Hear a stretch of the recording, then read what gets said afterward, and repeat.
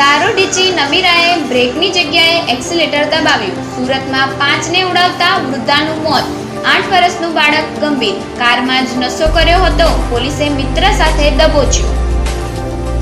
Chain snatcher ગણતરીના કલાકોમાં ઝડપાયા. વડોદરામાં સિનિયર સિટીઝન મહિલાને ધક્કો મારી સોનાની ચેઇન ઝૂંટવી ભાગી ગયેલા 2 ગઠિયા ઝડપાયા. ભીષણ આગમાં વેરહાઉસ ખાક. વડોદરાના બાજવામાં વહેલી સવારે આગથી અફરાતફરી. ફાયરની 10 ગાડી દોડી ગઈ. 3 કલાક પાણીનો મારો ચલાવ્યો. 60 ફૂટ ઊંચા પુલ પરથી કાર નદીમાં ખાબકી. ધોરાજીમાં કારનું ટાયર ફાટતા કાર પુલનું રેલિંગ તોડી ભાદર નદીમાં પડી. 3 મહિલા સહિત 4ના મોત. જીવલેણ ટક્કર. દહેગામ ITI 4 રસ્તા નજીક અજાણ્યા વાહને બાઇકને અડફેટે લીધી.